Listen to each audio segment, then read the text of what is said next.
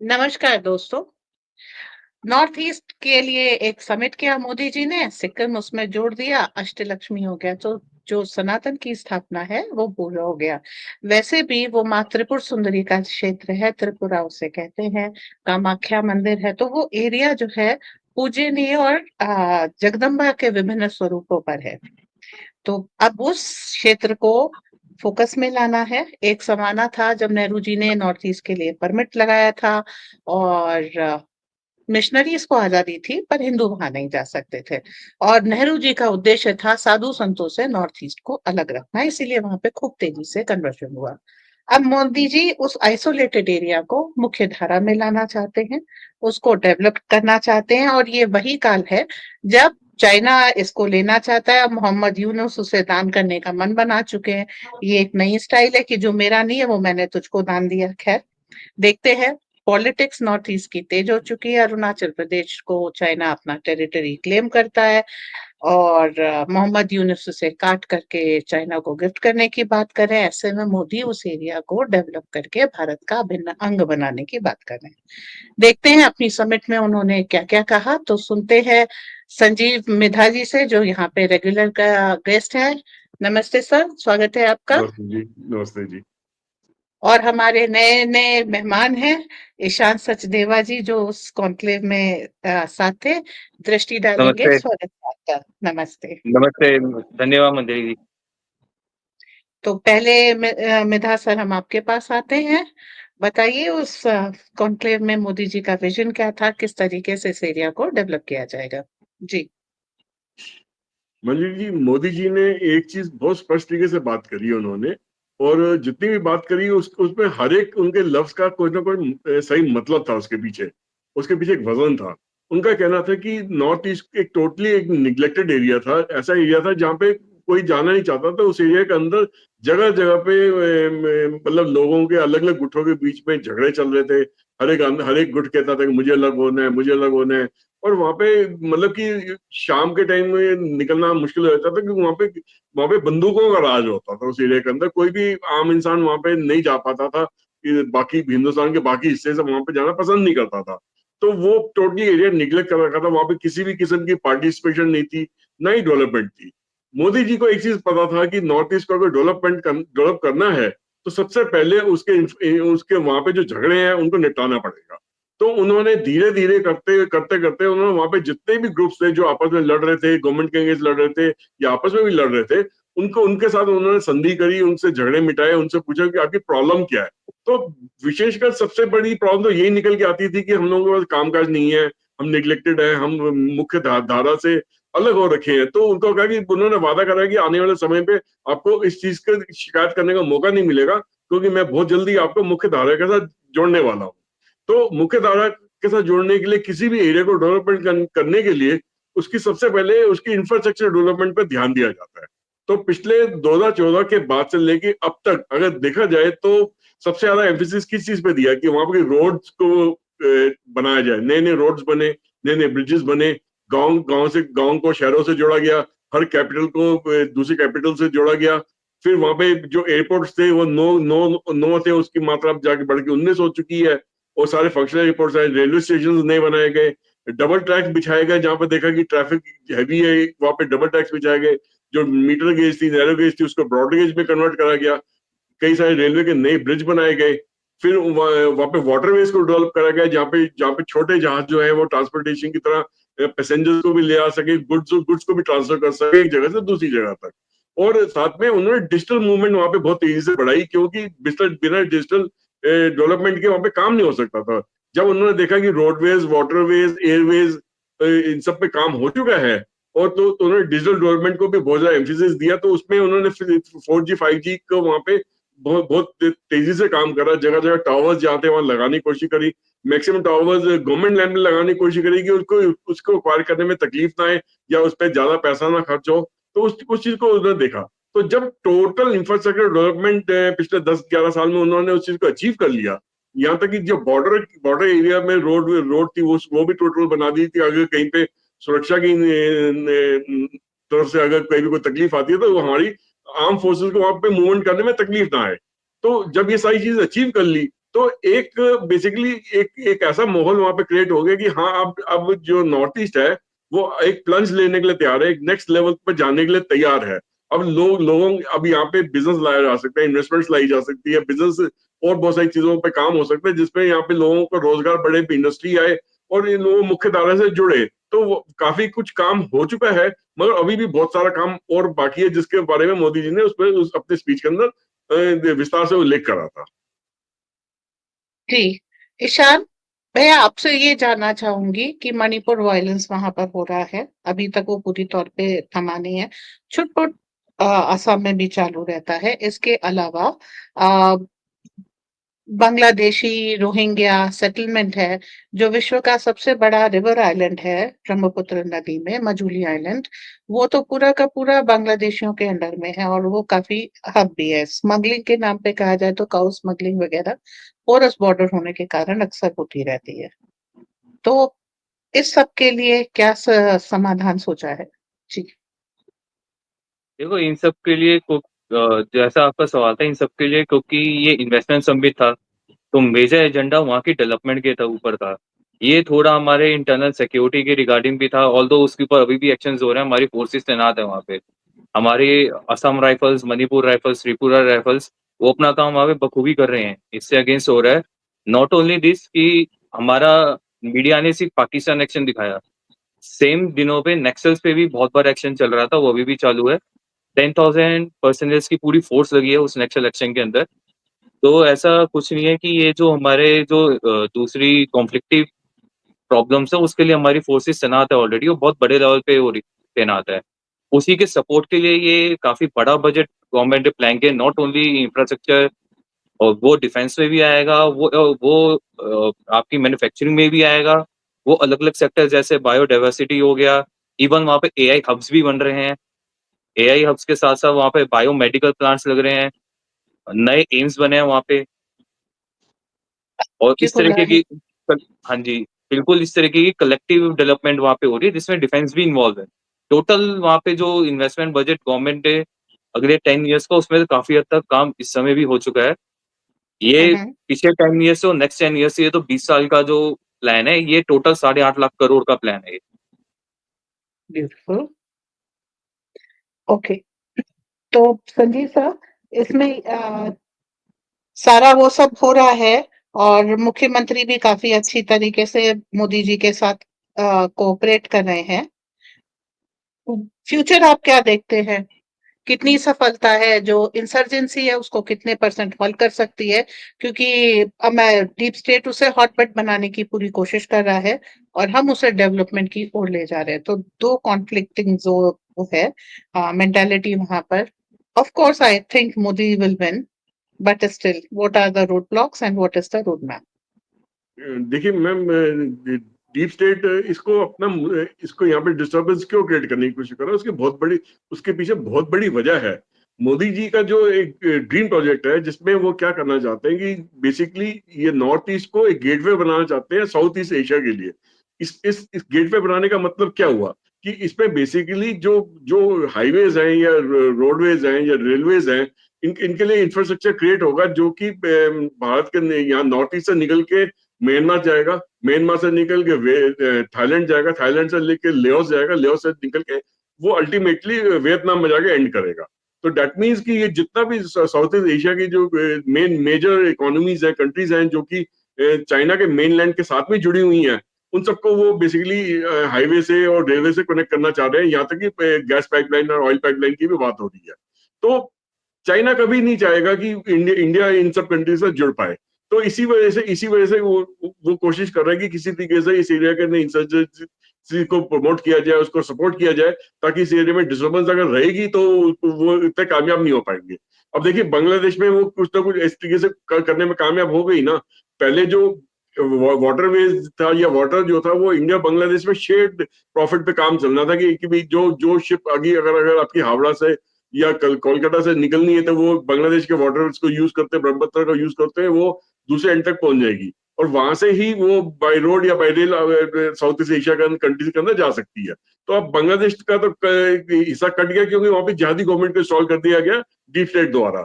मगर मोदी जी ने एक एक चीज वहां पे बहुत खुल के बोली कि भाई कि today's north east is full of possibilities not problems. That means इनके स्टेटमेंट के अंदर मैं विजन लाइंस को मैं रीड करने की कोशिश कर रहा हूँ कि ये कहना चाह रहे हैं कि इस एरिया का ना पॉसिबिलिटीज है, प्रॉब्लम की यहाँ पे कोई जगह नहीं है।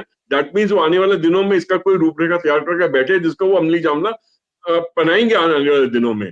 तो अगर बांग्लादेश को हमारे साथ नहीं रहेगा तो उसको कोई ना कोई तरीका निकाला जाएगा कि उसको बाईपास करके भी हम ये काम कर लें या उसका किसी हिस्से को अपने साथ मिला के ये काम कर लें। तो वो सब चीजें उनके उनके उनके उनके, उनके दिमाग में है। ईशांत, आप कुछ कहना कलादान चाह रहे मल्टी थे? मॉडल। हाँ, मैं बिल्कुल ये कलादान, ऐड करना चाह रहा हूँ। हाँ जी, हाँ जी। हाँ जी मैम। मैं आपसे वही सवाल पूछ रही हूँ। कलादान मल्टी मॉडल ट्रांसपोर्ट है, चित्तगोंग है, इस तरीके की हम्म, चीजें हैं। तो जहां आप कलादान से वो करेंगे तो south west south east Asia में कनेक्टिविटी और स्ट्रांग हो जाएगी। तो वहां बिल्कुल पर मैम। किस इधर तरह एक के। चीज जो मैं और ऐड करना चाह रहा था, बेसिकली नॉर्थ ईस्ट हम कर रहे हैं, ये बोल रहे हैं कि वो भारत है, वो भारत का हिस्सा है। और वहां पे टच किया तो भारत ने अभी क्या किया है, तो वो एक दूसरी जगह पे है, चाहे डीप स्टेट हो या कुछ और हो। ठीक है, मैं आपसे वो पूछ रही थी कि इन सब जगह पर जब वो किसी अंबानी को बुलाएंगे, अडानी को बुलाएंगे, वेदांता को बुलाएंगे, तो फिर वही होगा, अडानी अंबानी की सरकार है और वो सारा प्रोपेगेंडा होगा। बट प्राइवेट पार्टनरशिप के बिना ये सारा डेवलपमेंट हो नहीं सकता है। सो द बिल्कुल। Thing is, what is the investment plan of these companies? वो इन्वेस्ट कितना कर रहे हैं? मतलब बिना इन्वेस्टमेंट के तो मोदी जी लेंगे नहीं। देखो, टोटल कलेक्टिव इन्वेस्टमेंट जो आपने कंपनीज का नाम लिया है ना, 8.5 लाख करोड़ में से 2.5 लाख करोड़ तो इन्हीं का ब्यूटिफुल। है। सिर्फ ये 3 और 4 कंपनीज आपने, ये सिर्फ 3 और 4 कंपनीज का ही है। इसमें से 1 लाख करोड़ पे अडानी जी का, 75,000 करोड़ पे अंबानी जी का। और मेदांता की फिगर्स मेरे को क्लियरली नहीं है इस समय। और एक और हॉस्पिटल चेन थी, उन्होंने 300 करोड़ का इन्वेस्टमेंट वहां पे और किया हुआ है। और नॉट ओनली दिस, वहां पे जो और लोग मौजूद थे, वहां पे ऑस्ट्रियन पीपल भी थे, इन्वेस्टर्स भी थे, एम्बेसीज भी थी, और इवन मिनिस्ट्रीज के भी लोग थे। ऑस्ट्रिया जो यूरोपियन नेशन है, और वहां पे अरब नेशंस के भी थे। तो मतलब फॉरेन इन्वेस्टमेंट्स भी वहां पे इंक्लूडेड है इस 8 लाख करोड़ के अंदर। ओके। तो बेसिकली हम डीप स्टेट के नाम पे हम कुछ भी कहे, भारत का हिस्सा है, हमारा हक है, और हम वहाँ पे बहुत अच्छे से काम कर रहे हैं। हमारी मीडिया ने भले ही उनको अछूता कर रखा हो, देखिए वो भारत है, भारत का हिस्सा है। इवन हम लोग भी डिस्कशन से हैं वहाँ पे कुछ प्रोजेक्ट शुरू करने हुए। ओके। सो टूरिज्म वहां पर बढ़ाया जाएगा, डिजिटल पुश बढ़ाया जा रहा है, स्टैंडर्ड ऑफ लिविंग बेटर किया जा रहा है, और इन्वेस्टमेंट सब तरीके के आ रहे हैं। लेकिन एक पॉइंट वहां पर यही रहता है, सेंट मार्टिन आइलैंड वो एक क्रिश्चियन स्टेट कार्व आउट करने की बात कर रहे हैं। So what is the policy? Christianity, आप देखिए नागालैंड में, मणिपुर, इन सब जगह पर काफी लोग क्रिश्चियन हैं, और जो कुकी और मेथी की प्रॉब्लम हो, हिंदू वर्सेस क्रिश्चियन है, कहीं ना कहीं ड्रग की प्रॉब्लम है। So they are trying to use that area as a drug hub. What is the counter for this? देखिए, मेरे हिसाब से काउंटर एक ही है, उस एरिया में डेवलपमेंट लाना। देखिए, जब किसी भी तरीके से डेवलपमेंट आती है, अब फॉर एग्जांपल मैं छत्तीसगढ़ का एग्जांपल लेता हूँ। वहां पे नेक्सट प्रॉब्लम कितनी भारी थी। जब तक छत्तीसगढ़ एक अलग स्टेट नहीं बनी है तब तक उस चीज को संभाला नहीं गया। अब ठीक है, छत्तीसगढ़ में आज भी नेक्सट प्रॉब्लम है, मगर छत्तीसगढ़ में एट द सेम टाइम उनके कई सारे नए टाउनशिप्स डेवलप हुई हैं जो ऑलरेडी, जैसे रायपुर है, रायपुर के साथ नया रायपुर डेवलप हुआ। कितनी सारी इंडस्ट्रीज आई, कितनी सारी वहाँ पे लोगों के पास जॉब्स की अपॉर्चुनिटी आई, रोजगार की अपॉर्चुनिटी आई, इंडस्ट्री को सेटअप करने का मौका मिला। और आज की डेट में पूरा छत्तीसगढ़ डेवलपमेंट के प्रोजेक्ट वहां पे चल रहे हैं जगह जगह पे, और वहां पे नेक्स्ट डेट मूवमेंट धीरे थमता चला जा रहा है। सेम चीज आप देखिए महाराष्ट्र के जो वेस्टर्न महाराष्ट्र के जो एरियाज हैं जो नेक्स्ट प्रॉब्लम थी, जैसे गडचिरोली डिस्ट्रिक्ट हो गया, या एमपी के जो बस्तर एरिया के अंदर नेक्स्ट प्रॉब्लम थी, वहां पे भी देखिए कि जैसे जैसे डेवलपमेंट के प्रोजेक्ट आते चले गए, उन चीजों को धीरे करके हैंडल कर लिया गया। बेसिकली अगर, क्या गोवा गोवा गोवा की स्टेट के अंदर क्रिश्चियंस नहीं है क्या?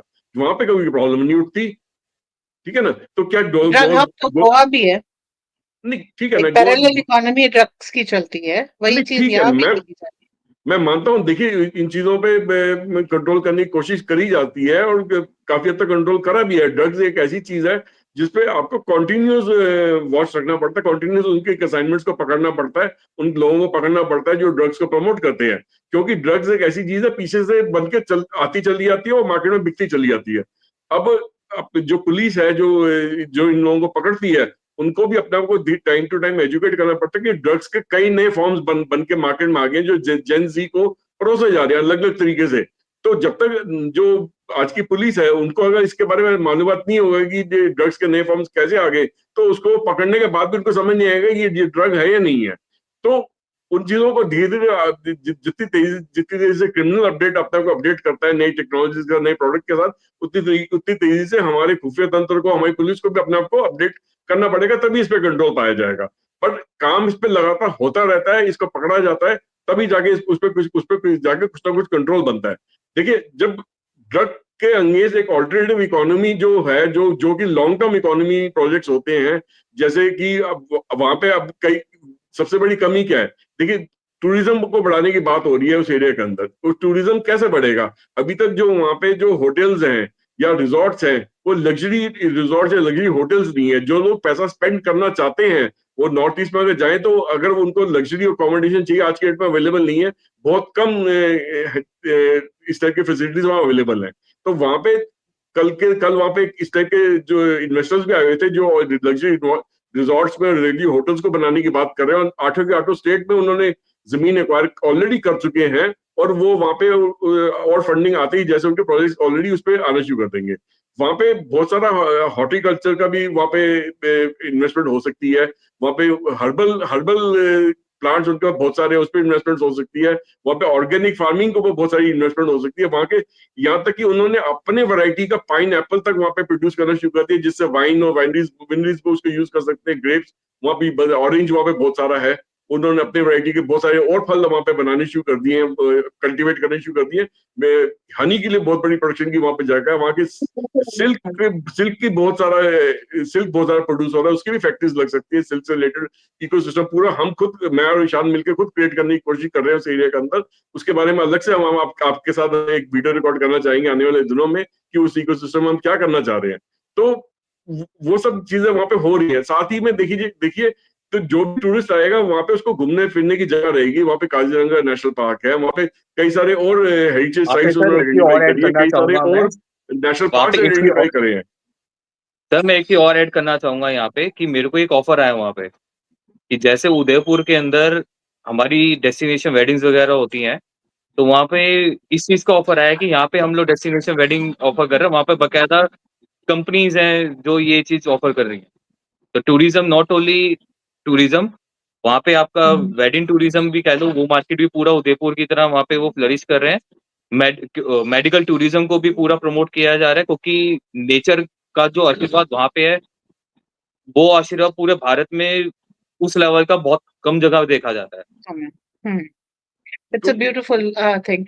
वैसे भी मंजू बैम्बू जी, का भी वहां पर मंजू बहुत ज्यादा अच्छा है हाँ, जी। बैम्बू की कल्टीवेशन बहुत है वहां पे। बैम्बू की, मैं जिस चीज पे आना चाह रहा हूँ कि अल्टीमेटली मैं आना चाह रहा हूँ कि अगर ये सब चीजें जो मैं बता रहा हूँ, इसके अलावा और भी बहुत सारे कई सारे बिजनेसेस हैं जो वहां पे आने वाले दिनों में फ्लरिश करेंगे, तो क्या होगा हम्म, कि लोगों को जब काम मिलना शुरू होगा, तो वो अपना दिमाग बेकार की चीजों से हटाएंगे, क्योंकि अल्टीमेटली लॉन्ग टर्म अर्निंग वहीं से आती है जो सस्टेनेबल बिजनेसेस वहां पे होते हैं। बहुत सारे हाइड्रो प्रोजेक्ट्स वहां लगने हैं, वहाँ बहुत सारे वहां पे हाइड्रोजन प्रोजेक्ट्स लगने हैं, बहुत सारे वहां पे आपके सोलर पैनल्स के प्रोजेक्ट्स लगने हैं इलेक्ट्रिसिटी प्रोडक्शन के लिए। तो बहुत सारी कंपनीज, छोटी बड़ी हर प्रकार की कंपनीज वहां पे उस एरिया के अंदर आएंगी, उस एरिया को डेवलप करेंगी। तो अगर इसके अंदर भी, उसके बावजूद भी खलबली मचाने की कोशिश करी जाती है इस एरिया में, तो मेरे हिसाब से भारत की जो सरकार है उसके लिए ऑलरेडी उसके लिए तैयार है। उसके लिए एक रूपरेखा उन्होंने तैयार कर रखी है कि इस टाइप की कोई भी गड़बड़ होती है उसको किस तरीके से हैंडल करा जाएगा। मेरे हिसाब से जीरो टॉलरेंस होनी चाहिए इस चीज के मामले में। चाहे कोई भी किसी भी रिलीजन सेक्ट का वो बंदा क्यों ना बिलोंग करता हो, चाहे क्रिश्चियन हो, चाहे हिंदू हो, या बुद्धिस्ट हो, या मुस्लिम हो, किसी भी सेक्ट का हो, अगर वो गड़बड़ी फैलाने की कोशिश करता है तो उसको बख्शा नहीं जाना चाहिए। Okay Ishan, you being a young blood, what do you see as progress वहां पर? फ्यूचर क्या है और किस तरीके के what is your suggestion outlook on this? बेटा आप म्यूट हैं। ईशान आप म्यूट हैं। हाँ, मैं ये कह रहा था कि मेरा सजेशन कुछ नहीं है कि एक तो हमारे आम जनता जो इस पोर्शन ऑफ भारत में है, उनको भी ज़हम है कि north is also a Bharat, और वहाँ पे अपॉर्चुनिटीज़ बहुत ज़्यादा है, क्योंकि आसियान कंट्रीज़ के साथ जो कनेक्टिविटी वहाँ बन रही है, इनफैक्ट काफ़ी हद तक उसपे काम हो चुका है। 13,000 किलोमीटर तक का हाईवे और रोड एस्टैब्लिशमेंट वहाँ हो चुका है ऑलरेडी, और वाटरवे वहाँ पे शुरू हो चुका है। तो इस तरीके की डेवलपमेंट्स हो चुकी हैं। स्टार्टअप्स जो हमारे यहाँ पे हैं, वो भी एक काफ़ी अच्छी मार्केट है आप लोगों के लिए। इनफैक्ट वहाँ के स्टार्टअप्स भी हैं। हमारा जो प्रोजेक्ट को मैं थोड़ी देर पहले प्रपोज़ कर रहा था, वो इसी लाइन का प्रोजेक्ट था कि हम एक्सेलरेटर प्रोजेक्ट वहाँ पे प्लान करने की कोशिश कर रहे हैं, जो वहाँ सस्टेनेबल डेवलपमेंट के ऊपर और सस्टेनेबल एंटरप्रेन्योर्स को एक तरीके मौका दे उस एरिया के अंदर फ्लरिश करने के लिए। हम गुवाहाटी के अंदर ये चीज़ हम लोग इन टॉक्स हैं एस्टैब्लिश करने के लिए एक सेंटर। और अपॉर्चुनिटी की बात करें, जो अपॉर्चुनिटी हमारे भारत की है, जो विकसित भारत 2047 मिशन है, उसी के तहत यहाँ पे भी सेम अपॉर्चुनिटीज़ हैं और काफ़ी बड़ी अपॉर्चुनिटीज़ हैं। नॉर्थ ईस्ट को केवल जैसे हमें हमारे मीडिया वालों ने निग्लेक्ट कर रखा है, या इसको पैरेलल इकोनॉमी, जो बैड इकोनॉमिकल एक्टिविटीज़ है उसके लिए ही ट्रीट किया जाता है। सिर्फ वो नहीं है, वहाँ पे बहुत कुछ है वहाँ पे, और बहुत काम हो रहे हैं, हमें वहाँ पे स्पिरिचुअल देखना चाहिए। टूरिज्म भी, तीर्थ यात्रा भी अच्छी शुरू कर सकते हैं, हमारे इस जो बड़े मंदिर है उधर। इस मिडास एग्ज़ैक्टली आपसे एक ही क्वेश्चन है मेरा। अब म्यांमार उस पूरे एरिया को जो भारत को नॉर्थ ईस्ट उससे साउथ ईस्ट एशिया से कनेक्ट करता है, म्यांमार उससे कवर कर रहा है, और म्यांमार इस समय इंसर्जेंसी से रिडन है। तो भारत अगर रेलवेज, रोडवेज इन सब में इन्वेस्ट करता है, how safe are these investment? क्योंकि काफी सारे म्यांमार के फ्रैक्शन डीप स्टेट के साथ है, एक भारत के साथ है अराकान आर्मी, और तीसरा जो है चाइना के साथ है। And China and deep state certainly would like to sabotage whatever investment we are making through Myanmar.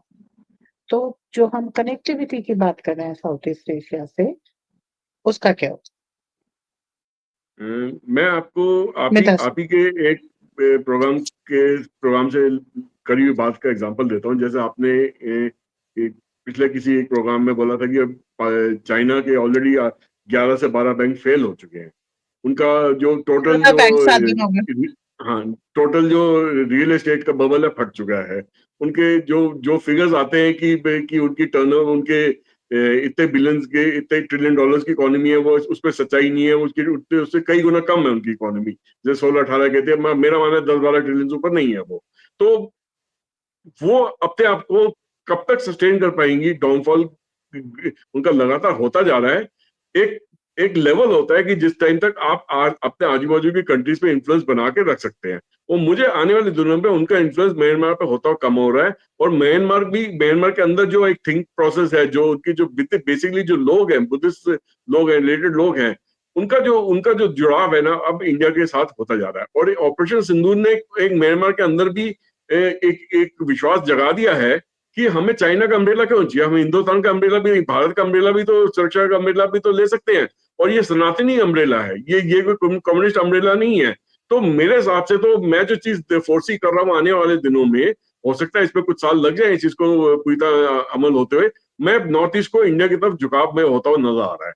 और कहीं ना कहीं पे वो भारत की जो कूटनीति है, वो म्यांमार के साथ ऑलरेडी चल रही है। अंदर ही अंदर वो उस चीज को बैक चैनल्स में उनकी बातचीत चल रही है, और वो म्यांमार को कहीं ना कैसे करके अपने साथ मिलाने में कामयाब होगी। मुझे ऐसा पूरा विश्वास है। और जैसे ही ये काम होगा, तो भारत के लिए जो पूरे आसियान कंट्रीज के जो द्वार है वो खुल जाएंगे। Okay, any last comment Sushant?